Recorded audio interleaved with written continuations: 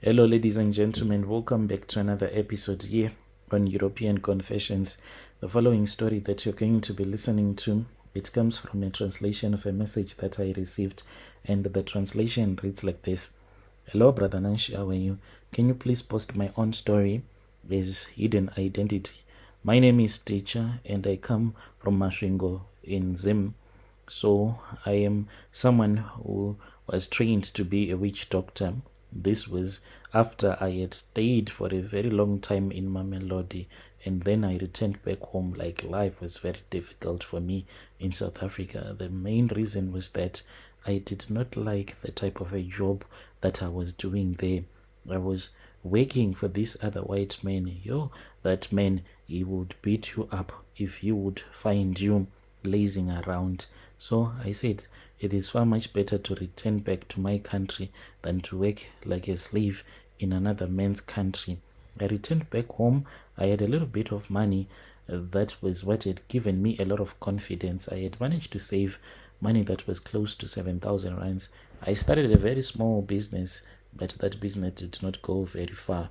That was when I turned back and I said, it is far much better to become like a traditional healer, just like my own grandfather. He was someone who was known, who knew a lot of herbs. He used to go with me in the forest, and then we would be looking for herbs. So I knew that my grandfather, he had this other friend of his. I went to him and I told him that I wanted him to make me to become a witch doctor. But he then said that Mudzima Hautengwi, meaning that the spirit of the ancestors cannot be bought as such, for it decides on whom does it want to return it to possess. I pleaded with him and I said, please, I know that there is a way for the spirits. They have a way. If you give them something in return, they will be willing to give you something. So it then happened that in our family, the one who has the spirit of our ancestor, she does not even want that. She goes to church, and this was good for us. Like the man told me, he said, this is good, for she does not want the spirits of the ancestors. So let us try to speak with them. We then went to the graveyards and we spoke with them. And we told them that they had returned back for nothing because their daughter did not want anything from them. They were supposed to make her suffer, but in the meantime, they needed to find someone else in the family who could carry on with the work that they had been sent by God to do here on earth. So then that was when I was given an old coin, the one that they recognized. This was a coin that was used when Zim was still called Rhodesia. So I then placed the coin on top of the grave and we spoke with the ancestors. And indeed, that same evening I had a dream, and in my dream I saw a big python. This was a representation of my ancestors, and I then reported the matter to that traditional healer. When I reported the matter to the traditional healer, he then told me that I was well on my way to become a very powerful one. So he helped me out. But Brother Nashi, everything that I did it without the knowledge of my relatives. They do not even know that right now there is this other hunting knife that I went and I buried right next to my grandfather's grave, that they do not even know. And I wonder what is going to happen the day that they are going to find out that this is what I did. So that is where I get some of my powers, Brother Nashi. But with time, when I started helping people, like, in the villages, when you go and visit a traditional healer, it's not like you'll be willing to pay a lot of money. I said, I am helping people here, but they are not giving me money. That was when one of my friends, we had once gone to Chegutu, and when he was there, he said that he witnessed great things, for there was this other prophet.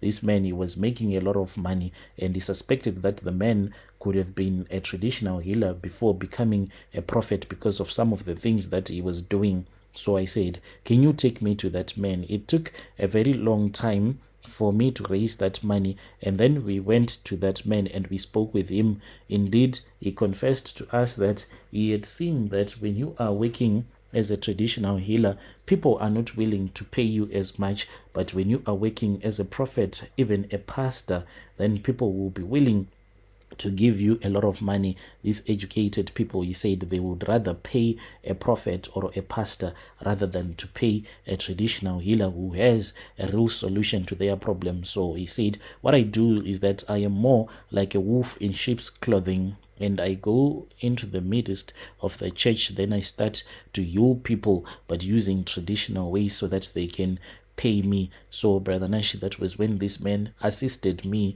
We went to this other mountain, and in that mountain, that was where I left this other clay pot. So this clay pot, it is supposed to be full of blood at all the times. What I do is that each and every year I have to slaughter a bull. I invite the people from our neighborhood, and then after we would have slaughtered the bull, then they would eat the meat, but they won't even know that they are partaking in this ritual. When I return back to the mountain in that cave, I'll see that the clay pot will be full of blood. That is where some of the powers will be coming from. Over the years, Brother Nashi, I have been making money. People, they do bring money to me, livestock, anything as a free will offering, blessings. And I am so glad that I did this, because when you are a witch doctor, you do not make so much money. That is why I made that shift. I went from witch doctor to prophet, teacher owner. I bought red garments, started my own church. I had to memorize Bible verses. I do not know the whole Bible. I just know a few Bible verses. And I began speaking about holy visions, the visions that I saw of God's throne, the visions that I saw of angel and God's will, God, him sending me to heal the people of our nation. And indeed, what I do, it is truly incredible. People, they do come to my shrine. They bring money, food. I don't buy food at all. They even bring cattle. I have so many cows right now. I even spoke with one man who owns a farm. So some of my cattle, they are at the paddocks at his farm. Even if it happens today that I do not want to become a prophet anymore, I have already made it big. Do you know how much I can sell for those cows of mine that I have? The money that I can get, if I decide to sell all of them, it can last me a lifetime. Now the problem is that I am a man who loves women. Even when I was in South Africa, I could have made it big, but the problem was that women, I love women. I do not know how to stop myself. Whenever I see a woman, I would want to taste her.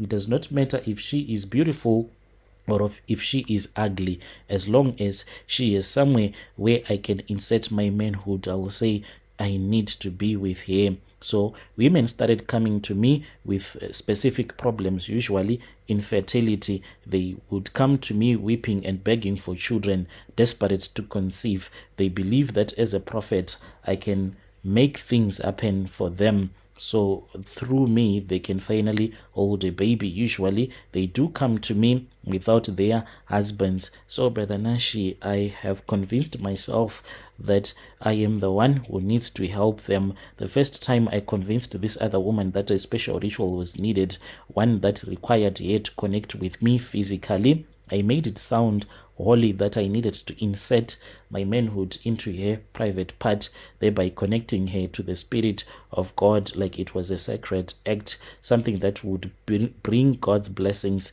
She hesitated, but I used her desperation against her will, telling her that if she truly wanted a child, she had to trust me, that God working through me to bring her the gift that she desired. I slept with her, and months later, she returned, her belly swollen with pregnancy. She was with her husband. She bought me a lot of money. Even the husband thanked me, and I started keeping a record. Yes, I have kept a record of each and every woman that I have slept with, because when I die, I want my family to know that I have children out there with other women.